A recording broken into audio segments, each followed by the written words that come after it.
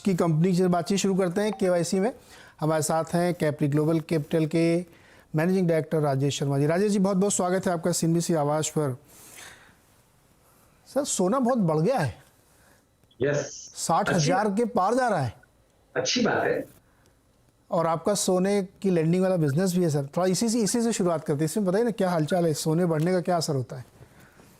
तो अभी हमारा गोल्ड की करीबन 500 दांचे हैं। 1000 करोड़ का ये हमने अचीव कर लिया। अगस्त में लॉन्च किया था। तो अब जब सोने की प्राइस बढ़ती है तो कस्टमर को और टॉप अप लोन दिया जा सकता है, क्योंकि उसकी वैल्यू बढ़ गई है। तो किसी को भी आपने कोई टाइम पे 50,000 रुपए के हिसाब से दिया है और यदि 20% बढ़ गया है तो 30 लाख रुपए का लोन लिया है आपने, या 30,000 रुपए का लोन दिया है, तो आप उसको 5,000 रुपए का लोन फिर दे सकते हो।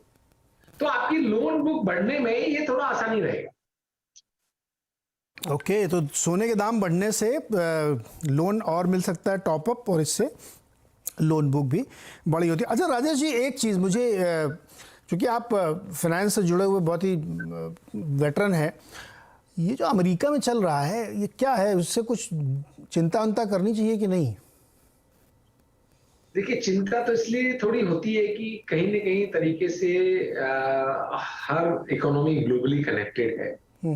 लेकिन जो 2008 में हुआ तब तो सब प्राइम मॉर्गेज था, काफी दूर फैलाव था यूएस बैंक्स में, और वो बहुत बड़ी समस्या थी।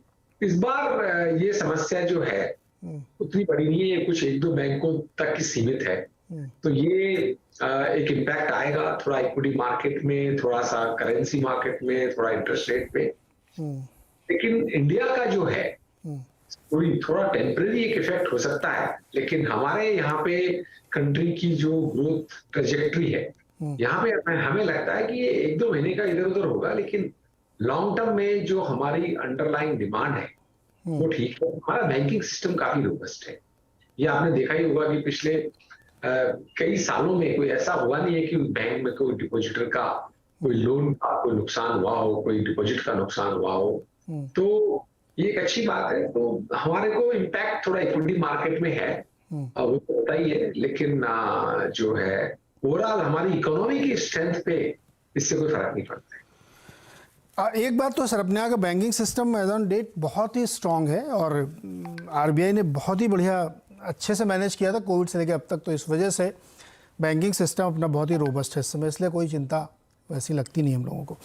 अच्छा सर, ये बताइए राजेश जी कि आपका जो मिक्स में पढ़ रहा था आपकी कॉल से सब निकाल के, तो MSME, home loan, car loan, इन सब चीज़ों में आपने रखा है, बट प्रायोरिटी वाइज मुझे एक्सप्लेन करिए कि MSME और गोल्ड आपकी टॉप प्रायोरिटी पे है? तो जो हमारा ग्रोथ ड्राइवर है वो MSME है, और वहां पे लोन भी एक लंबे समय का होता है, अमाउंट भी 15 से 20 लाख होता है। तो हमारे इंटरेस्ट इनकम में जो है हमारी लोन बुक का 50% जो है MSME है। और गोल्ड लोन जो है वो स्मॉल टिकट साइज है, हालांकि उसकी ब्रांचेज, नंबर ऑफ ब्रांचेज ज्यादा है, तो वो भी नया प्रोडक्ट है, तो वो भी एक दूसरे नंबर का प्रायोरिटी है जिसका कंट्रीब्यूशन ज्यादा रहेगा। थर्ड हमारा जो है अफोर्डेबल हाउसिंग है, और चौथा हमारा अफोर्डेबल डेवलपर की फाइनेंसिंग है। तो ये हमारे 4 ही प्रोडक्ट हैं। ओके राजेश जी, मुझे एक चीज़ बताइए कि ये जो गोल्ड लोन है और जो नॉर्मल लोन है, गोल्ड लोन में इतनी ज़बरदस्त वृद्धि देखने को मिल रही है और नॉर्मल लोन में भी वृद्धि हो ही रही है, लेकिन गोल्ड लोन की वृद्धि को कैसे समझा जाए? मतलब इसकी ग्रोथ को कैसे एक्सप्लेन करें? फिलोसफिकली मुझे समझाइए कि लोग अपना सोना क्यों रख के लोन ले रहे हैं? तो इसकी ग्रोथ क्यों होनी चाहिए? एक तो ये है कि ये एक वो लोन है जो आदमी वॉकिंग जब जरूरत हो सोना लेके आता है, बिना कोई ज्यादा कागजी कार्रवाई के 10 मिनट के अंदर में उसको लोन मिल जाता है, और वो जब चाहे तो वापस कर जाता है। तो एक बात देखिए, दिवाली पे यदि किसी एक छोटे व्यापारी को मान लो 1 लाख रुपए का लोन चाहिए, तो बैंक में अप्लाई करेगा, कब उसका सैंक्शन होगा नहीं होगा क्या पता, उसको पता नहीं। यहाँ तो आएगा 1.5 लाख रुपए का सोना लेके, उसको 1 लाख रुपए मिल गया, उसने अपने दिवाली का जो सामान खरीद लिया और 2 महीने में उसने बेच के लोन वापस चुका दिया। ये सुविधा जो है गोल्ड लोन में संभव है। ये सुविधा बैंक से कागजी कार्रवाई करके और पेपर देके 2 महीने के अंदर वापस चुकाना ये संभव नहीं। तो ये आसान है। कि आपकी सीजनल कोई रिक्वायरमेंट है, आपने दिया और अपना पैसा ले लिया और आपने बिजनेस को आगे बढ़ाया। तो एक शॉर्ट टर्म रिक्वायरमेंट को इंस्टेंट लोन मिलता है। किसी को कोई मेडिकल इमरजेंसी हो गई, ऑटो रिक्शा ड्राइवर है, उसके घर पे कोई 20,000 रुपए की तुरंत जरूरत, तो वो बजाय इधर से उधर मांगे, अपना आया, गोल्ड लोन लिया, 20,000 रुपए दिया, 2 महीने बाद में 20,000 के बदले 22,000 रुपए चुकाया, 21,000 रुपए चुकाया, खत्म हुआ। ओके, मतलब इसको किसी कंसर्न के तौर पर ना देखें। अच्छा सर, ये बताइए कितने लोग हैं जो गोल्ड लोन पूरा चुका लेते हैं, कितने लोग हैं जो कहते हैं कि हमारा सोना ही बेच लो, मुझे नहीं चुकाना? ऐसा भी होता होगा? देखिए, बाई चॉइस तो ऐसा कोई नहीं होता है, क्योंकि ज्वेलरी के साथ में कमोडिटाइज नहीं, ज्वेलरी के साथ में उनके पारिवारिक इमोशनल एक फीलिंग अटैच रहती है। तो अनफॉर्चुनेट सिचुएशन जब ऐसी हो जाती है कि वो नहीं चुका पाता है, तब वो कहता है कि भाई आप प्लीज दीजिए, क्योंकि बिना मतलब में इसका इंटरेस्ट आप लगाते रहेंगे। तो ऐसे लोन बहुत कम होते हैं, ऐसे लोन 4-5% से भी कम होते हैं कि आपको ऑक्शन के थ्रू गोल्ड बेच के पैसा निकालना पड़ता हो। ओके सर, आपका कॉस्ट टू इनकम रेशियो इस वक्त क्या है एमएसएमई के लिए, हाउसिंग के लिए? देखिए, हमारा cost to income ratio overall करीबन 41-42% है, और थोड़ा सा भी बढ़ा हुआ है क्योंकि हमने गोल्ड लोन की नई ब्रांचें शुरू की है, तो उसके चलते हमारा थोड़ा कॉस्ट इनकम रेशियो ज्यादा है। गोल्ड लोन की ब्रांचों को ब्रेक इवन होने में खुलने से लेकर 12 महीने से 15 महीने का समय लग जाता है। तब तक आपको कैपिटल एक्सपेंडिचर में इन्वेस्ट करना होता है, नई ब्रांच खोलने में आपको स्ट्रॉन्ग रूम बनाना होता है, पूरा सेटअप करना होता है, और उसके अलावा आपको बिल्ड करने तक का जो है आपकी ब्रांच की जो कॉस्ट है वो आपको इनकर करनी होती है। तो उसके चलते हमारा थोड़ा सा ये जो है कॉस्ट इनकम एलिवेटेड है। पर जैसा आपको पता होगा, अभी हमने एक राइट इशू किया, 1440 करोड़ रुपए की नई इक्विटी इंफ्यूज करी है, तो अगले साल से इक्विटी का इम्पैक्ट भी आएगा और जो गोल्ड लोन की जो है उसकी ग्रोथ का भी इम्पैक्ट आएगा। तो अगले साल क्वार्टर ऑन क्वार्टर आपको इसमें इंप्रूवमेंट होगा। ओके सर, गोल्ड लोन में बड़ा कंपटीशन बढ़ रहा है क्या? बैंक भी बहुत कूदे पड़े हुए हैं और पुराने जो प्लेयर वो तो है ही है, ये इतना कंपटीशन हो रहा है क्या इसमें? जो प्रोडक्ट सेफ होगा, कंपटीशन तो होगा ही। आपको ये देखना है कि आप उसको एफिशिएंटली डिस्ट्रीब्यूशन नेटवर्क के थ्रू कैसे कस्टमर सर्विस अच्छी देके और एक मार्केट में अपना शेयर ले सकते हैं। गोल्ड लोन में बैंक्स काफी अच्छी रेट पे लोन देते हैं, तो वो एक कंपटीशन है और कंपटीशन इंटेंसिफाई हो रहा है। बट साथ साथ में एनबीएफसी भी अपनी सर्विस क्वालिटी डिस्ट्रीब्यूशन नेटवर्क के थ्रू रूरल में जहां बैंक की ब्रांच नहीं वहां जाए, अपना क्लस्टर बनाए, सर्विस अच्छी दें, तो मार्केट साइज अभी भी 10-12% से बढ़ रही है और 3-3.25 लाख करोड़ का पूरा ओवरऑल मार्केट है। और यदि गोल्ड लोन की प्राइसेस बढ़ती तो मार्केट वैसे भी बढ़ जाता है। यदि गोल्ड लोन की प्राइस यदि आप कह रहे हैं कि 8-10% बढ़ गई है, 12% बढ़ गई है, तो आप समझ कि वो तो ऑलरेडी आपकी बुक्स में एक तो लोन टू वैल्यू कम हो गया है और कस्टमर की लिबिलिटी बढ़ गई है, तो एक बहुत ही पॉजिटिव साइन है। राजेश जी, होम लोन की क्या स्थिति चल रही है? एक ट्रेंड मैंने देखा कि जो महंगे वाले घर बहुत बिकते हैं, तो मतलब थोड़ा बड़े टिकट साइज के लोन की बड़ी डिमांड होगी, लेकिन छोटे वालों क्या हाल चाल चल रहा है? सब 20-25 लाख का जो लोन होता है होम लोन वाला। नहीं, डिमांड तो नंबर ऑफ लोन्स तो उन्हीं की ज्यादा है, वैल्यू उनकी ज्यादा है आप एक, लेकिन जो है होम लोन में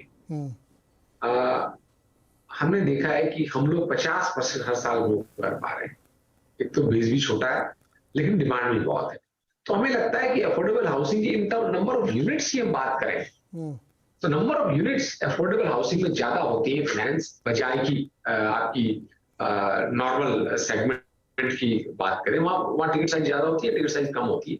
लेकिन हम ये बात करें कि अभी जो देश की जरूरत है, छोटे आदमी को एक प्रॉपर घर मिले, पक्का घर मिले, उसपे सरकार का भी ध्यान है और उसपे एनबीएफसी ने भी काफी फाइनेंसिंग शुरू करी है, हाउसिंग फाइनेंस शुरू करी है और जो है छोटे घर बनने भी लग गए हैं क्योंकि उनको लोन मिलने लग गया है। एक रिपोर्ट में पढ़ रहा था एसबीआई कैपिटल की, वो लोग ये कह रहे थे कि जो छोटे लोन है चूंकि बढ़ती हुई ब्याज दरों से थोड़ी चिंता हो रही, तो थोड़ा घट रहा है क्या? नहीं, बढ़ती हुई ब्याज दर का इम्पैक्ट सिर्फ प्रॉफिटेबिलिटी पे हो सकता है, डिमांड पे नहीं होगा इतना, क्योंकि वो जो एक 20 लाख का लोन है उसकी ईएमआई थोड़ी बढ़ जाती है, लेकिन आप वैसे देखें कि वो आज रेंट पे रह रहा है, रेंट से ओनरशिप में आ रहा है, पहला घर ले रहा है। ये जो छोटे घर हैं ये बहुत सारे जो है मोर देन 75% वो लोग हैं जो फर्स्ट टाइम होम ओनर बनने जा रहे हैं। तो रेंट बचाते हैं अपना और इधर आते हैं और यहाँ पे एक ठीक ठाक अच्छी रेट में उनको लोन मिल जाता है। तो डिमांड में इसके कारण कोई कमी नहीं आई। और चूंकि चारों सेगमेंट में देख रहा था आपके कि gold loan, home loan, car वाला भी एक लोन है आपका, बहुत ही तेजी से ग्रो कर रहा है, और एमएसएमई तो खैर है ही सबसे बड़ा।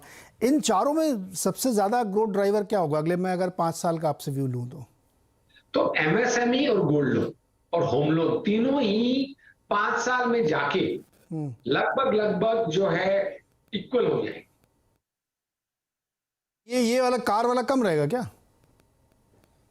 कंस्ट्रक्शन फाइनेंस कम रहेगा, बाकी तीनों जो हैं कंस्ट्रक्शन फाइनेंस कभी भी 20% के ऊपर नहीं जाएगा, और बाकी 80% में आप ये मानो कि करीबन 30% एमएसएमई रह जाएगा, 30 जो है 25% आपका गोल्ड लोन हो जाएगा, 25% अफोर्डेबल हाउसिंग हो जाएगा।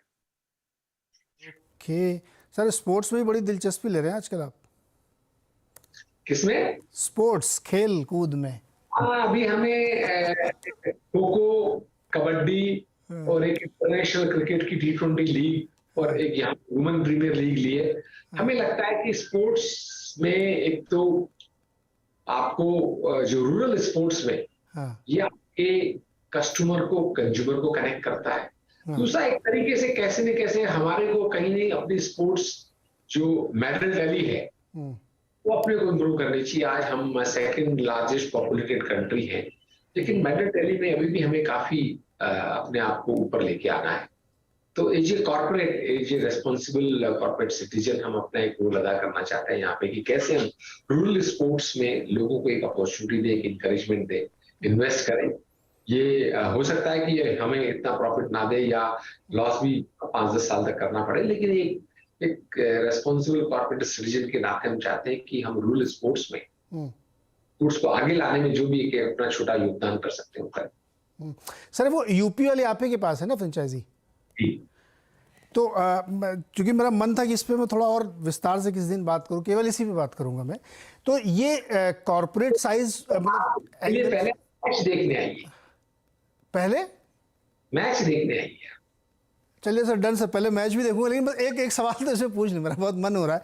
इसको मैं कॉर्पोरेट एंगल की तरह से देखूं या सिर्फ अभी एक नहीं, कॉर्पोरेट एंगल है। इसका रमोन इफेक्ट ये है कि कस्टमर जब गोल्ड लोन लेने आता है तो उसने आपका नाम सुना होता है बार बार और अच्छे रेफरेंस में सुना होता है, तो उसका एक कॉन्फिडेंस थोड़ा सा बेटर होता है, अपना सोना रख के जा रहा है आपके यहाँ पे।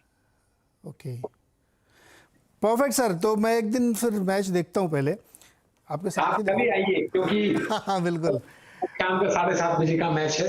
ओके, तो एक दिन मैच देखते हैं, फिर इस पर और थोड़ी चर्चा करते हैं। बहुत इंटरेस्टिंग लगा है मुझे, तो मैंने कहा इस पर एक दिन अलग से विस्तार से आधे घंटे बातचीत की जाएगी। राजेश जी, बहुत बहुत शुक्रिया और शुभकामनाएं इस नए स्पोर्ट्स वेंचर में उतरने के लिए। बहुत बहुत शुक्रिया सर। कैप्री ग्लोबल जो विमेन क्रिकेट है उसकी यूपी की फ्रेंचाइजी कैप्री ग्लोबल के पास है। 622 रुपये 15 पैसे में ट्रेड कर रहा है, फ्लैट एकदम कारोबार इस कमज़ोर बाजार में भी। छोटा सा ब्रेक के बाद मार्केटिंग चर्चा।